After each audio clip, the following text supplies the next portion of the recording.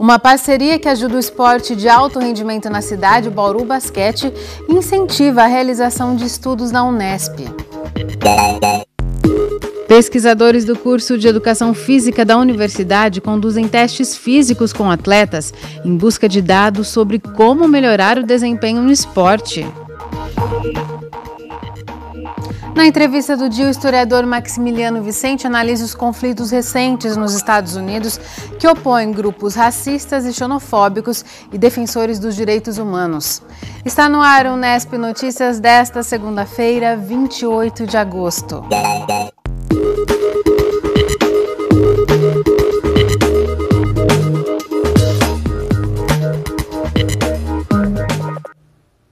Boa noite. A gente começa essa edição com uma parceria do curso de Educação Física da Unesp, o Bauru Basquete. Pelo terceiro ano seguido, os atletas são submetidos a minuciosas avaliações físicas feitas por professores e alunos da universidade. O resultado dos testes ajuda a orientar os treinos. Já os pesquisadores usam os dados para concluir estudos na área de fisiologia e desempenho no esporte. A pontaria do Alex continua certeira. Mas apesar do Campeonato Paulista já estar em andamento, a temporada não começou para o ala do Bauru Basquete. Ele ainda tem que suar muito a camisa nessa avaliação física. Como a gente está voltando de férias, né?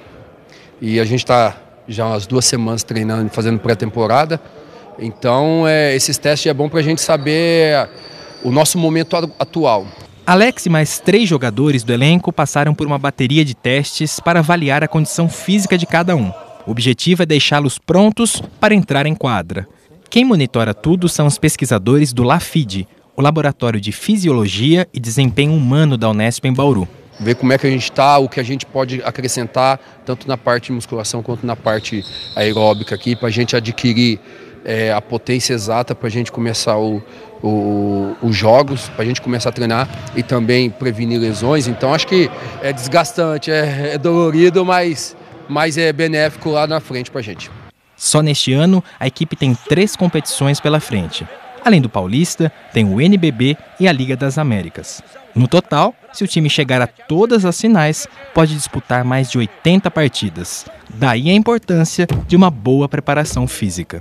Nós estamos mensurando a capacidade física neles agora no início da temporada, né? Principalmente a capacidade de fazer exercícios em alta intensidade, que é uma característica do basquete que eles realizam durante o jogo, né? E a gente está tentando encontrar algum modelo que possa potencializar esse desempenho deles durante a partida. A série de atividades começa com um aquecimento. Depois o atleta passa pela plataforma de força, onde são medidas a potência e a altura do salto. Por último, são realizadas corridas de 30 metros, simulando as rápidas trocas de direção ocorridas durante as partidas. Esse tempo é individual de cada atleta, né? Cada uns fazem 5, outros fazem 6, outros fazem 7. Mas o mais importante para nós não é que ele corra num tempo muito baixo e o resto em tempo ruim, mas é que ele faça todos num tempo bom. E isso, para a partida, caracteriza que ele consegue ficar mais tempo em quadra, com um nível ótimo, do que jogar 30 segundos, pega uma bola e não consegue desempenhar isso mais tempo em quadra e tem que sair. A avaliação é conduzida pelo professor Zagato e por alunos de mestrado, doutorado e iniciação científica do laboratório. Todas as atividades são cronometradas e os estudantes dão aquela força para o jogador não perder o ritmo. Câmeras também são usadas para nenhum detalhe escapar na hora de avaliar os dados. A gente analisa os dados das corridas através da análise de vídeo. Então, para a gente ter uma análise mais fidedigna da velocidade real que eles estão desempenhando ali. O computador registra as atividades musculares dos jogadores. O sistema funciona como um marcador cardíaco. As variações das linhas indicam a movimentação do atleta. Os testes são acompanhados de perto pelo preparador físico do time. Depois, com os dados em mãos, ele traça treinamentos individualizados, de acordo com as necessidades de cada jogador. Eu preciso respeitar a condição de cada atleta, né? Para que nem sempre o que é bom para um serve para o outro. Então nós temos que levar isso em consideração e para poder, como eu disse, deixar o mais homogêneo possível e ter um coletivo forte fisicamente. A avaliação é feita sem custo para a equipe bauruense. Em troca, o grupo utiliza os dados para estudos e pesquisas na área. O Bauru, como todo mundo sabe, é o atual campeão brasileiro, então é difícil a gente ter acesso a atletas desse nível, atletas profissionais. E aqui, acima de tudo, o que a gente sempre pesquisa, a gente tenta aplicar na prática, né, o objetivo de toda a pesquisa. E aqui a gente tem uma ideia do que realmente pode ajudar o time de forma aguda. O Iago era o responsável por colocar os sensores elétricos nos músculos dos jogadores. Ele marca o lugar, faz a raspagem e aplica álcool. Mas parece que a técnica não agrada muito os jogadores, não. Geralmente eles reclamam mais no álcool, mas é só falação. São todos gente boa, todos entendem, sabem que faz parte, que é necessário, então fica aquele clima amistoso, é bem legal. Tá bom, tá bom. A reclamação é apenas para descontrair o ambiente. Os atletas sabem bem a importância dessa avaliação. Com esses dados aqui, eu acho que a gente pode justamente fazer isso, né?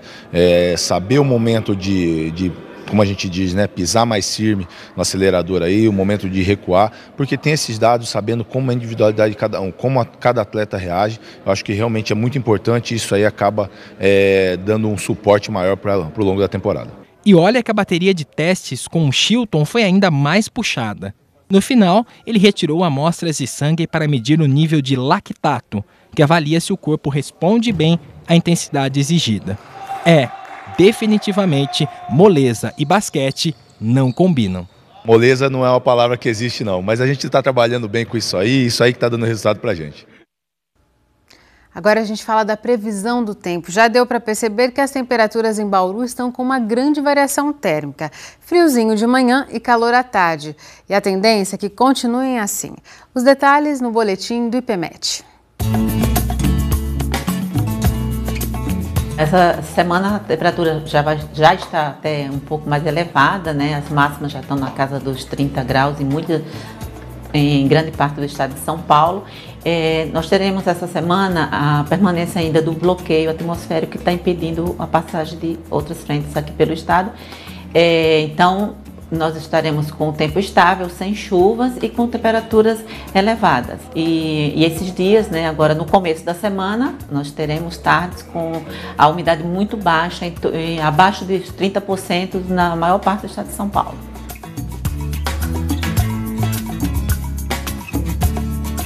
Na quinta e sexta-feira, uma frente fria passa pelo oceano, à altura do litoral do estado de São Paulo, mas só deve ocasionar aumento da nebulosidade na região sul e na faixa leste do estado, mas mesmo assim a chance de chuva é muito pequena.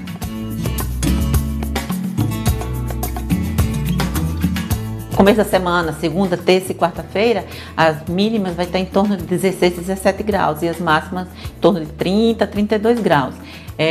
Depois da passagem da frente, ela dá uma leve queda, tanto na mínima quanto na máxima, mas não é nada muito significativo.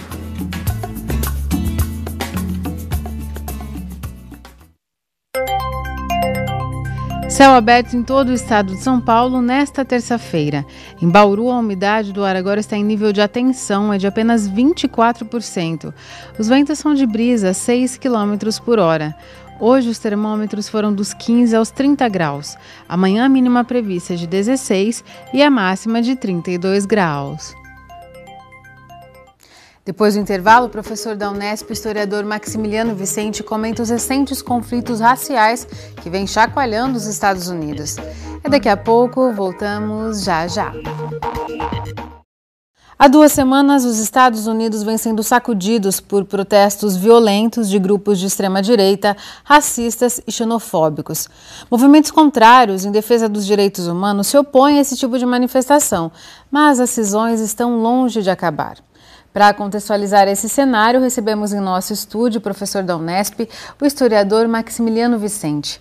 Max, muito obrigada por sua presença aqui no Unesp Notícias. É um prazer, Larissa, estar aqui. É sempre uma grande alegria. Prazer é nosso, Max. Max, no Brasil a gente tem a lei que criminaliza o racismo, temos leis também que condenam a apologia aos símbolos do nazismo, e lá nos Estados Unidos esses grupos racistas, xenofóbicos, de extrema-direita, eles têm liberdade total para se manifestarem, né? Como que lá naquele país ainda há espaço para esse tipo de manifestação pública de valores tão condenáveis? Justamente, Larissa, aí está a questão em jogo, né? Eles levam o conceito da liberdade até um extremo que permite, inclusive, as manifestações desses grupos mais radicais. Ou seja, eles achariam de não ter espaço para que esses grupos se manifestem como uma falta de liberdade. Não é? A questão para nós se torna um pouco diferente, porque nós avaliamos ideologicamente esses grupos desde o ponto de vista se eles defendem ou não defendem direitos humanos, democracia, inclusão social e assim por diante. Nos Estados Unidos se garante o direito da liberdade e de expressão e que as pessoas possam se manifestar em relação a esses grupos. Portanto, legalmente, eles não são irregulares. Não é? Agora, eticamente e em termos de ideologia, que seria o ponto de vista que nós analisamos, seriam bastante comprometidos porque no fundo, grupos autoritários. Né? Ou seja, eles não têm nada de democráticos e partem para ações que vão e ferem a própria legislação dos Estados Unidos. Né? Que é o direito também daquele que é atacado de se defender. O estopim de toda essa crise atual, ela começou naquela manifestação em Charlottesville há cerca de 10 dias, mas essa manifestação pública com essa evidência toda, você acredita, Max, que ela tem relação direta com o presidente Trump? Ele alimenta e dá espaço para esse tipo de movimento? Sem dúvida nenhuma. Né? Veja, quando ele saiu candidato, né, quando ele estava na campanha, quando ele estava concorrendo, esses grupos já se manifestaram e fecharam questão em torno da candidatura do Donald Trump. Né? E a ideia que eles tinham por trás é que ele traria o país de volta, né? Ou seja, todos aqueles que não são brancos, que não concordam com a ideologia deles, os chamados latinos, imigrantes, né? Aqueles que vêm de fora, seriam automaticamente excluídos. Né? E esse é um discurso extremadamente superficial, mas extremadamente convincente. Né? Porque você atribui a esses grupos a causa de todos os males, né? Quando na verdade esses males às vezes são estruturais, às vezes são conjunturais, né? Outros momentos eles são passageiros, né? E não são provocados por um grupo, né? Mas você endemoniza essas pessoas no sentido de falar que eles são os responsáveis, né? E aí você parte para o ataque e que obviamente tendo por trás um Trump da vida, não é? Dá legitimidade, dá força. E mais do que isso, né, ele chegou inclusive a perdoar um prefeito que se declarou abertamente nazista. Né? Então isso fortalece sem dúvida esses grupos e sentiram na candidatura de Trump uma oportunidade imensa de crescer e se manifestar, que é o que está acontecendo de fato. Né? E ele foi muito condenado nesses episódios recentes por dar declarações que comparavam, né, os mesmos grupos que reagiram contra esses grupos neonazistas, membros da Ku Klux Klan. Ele falou que eles usaram do mesmo tipo de violência, né? E isso gerou uma situação até que ele perdeu grande parte da equipe dele, né? Sim, porque, veja, a questão de fundo foi muito simples, né? Quer dizer, como que você pode atacar ou pode colocar no mesmo nível ou de alguma forma dizer que aquele que defende os direitos humanos e que sai de forma pacífica, não é, pode ter o mesmo patamar de julgamento do que aquele que sai já para atacar alguém que é contra a defesa dos direitos humanos, não é?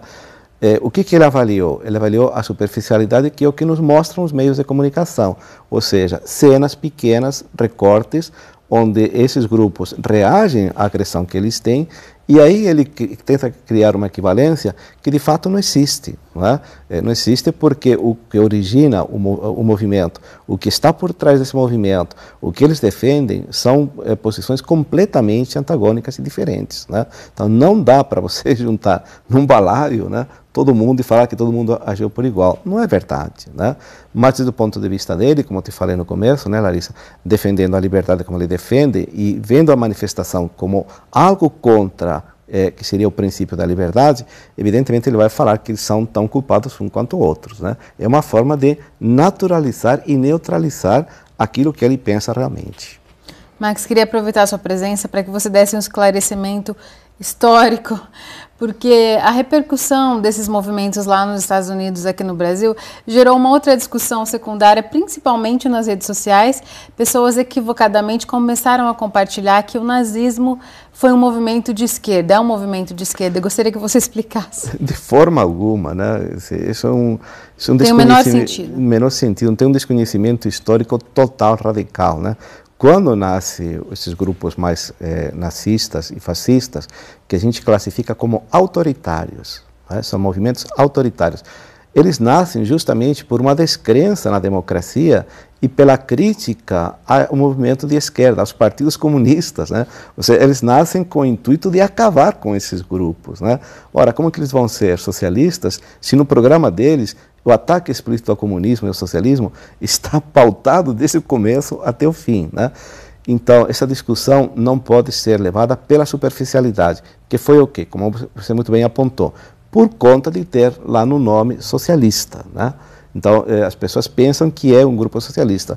Partido Nacional Socialista dos Trabalhadores. Exato, né? Então, não tem nada disso, né? Justamente o contrário, um regime autoritário, um regime centralizador, um regime vertical que a gente coloca de cima para baixo, né? Ou seja, sem chance nenhuma, nem possibilidade nenhuma de se aproximar ao socialismo ou ao comunismo ou a qualquer forma de governo de esquerda, né? Foi uma, vamos dizer assim, um ato em que as pessoas foram pela forma e esqueceram do conteúdo, que é muito comum nas redes sociais, né? Quer dizer, pelo que eu vejo, mas o que nós aprendemos na comunicação, né, Larissa, é que por trás do que você vê tem muitas coisas que você não vê.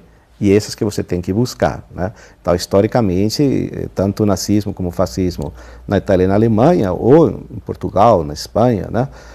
Se identificaram claramente com formas capitalistas e exerceram uma influência muito forte na crítica à democracia, aos partidos comunistas, ao movimento de esquerda, aos trabalhadores, né? E no caso do nosso Brasil, Getúlio Vargas é a figura mais exemplar nesse sentido. Muito obrigada mais uma vez por seus esclarecimentos aqui. Eu que agradeço a oportunidade, Larissa. É um prazer imenso sempre estar aqui. É isso por hoje, o Unesp Notícias volta amanhã, mas se você quiser rever o conteúdo desta e de outras edições, acesse o site da TV Unesp ou a página no Facebook. Tchau!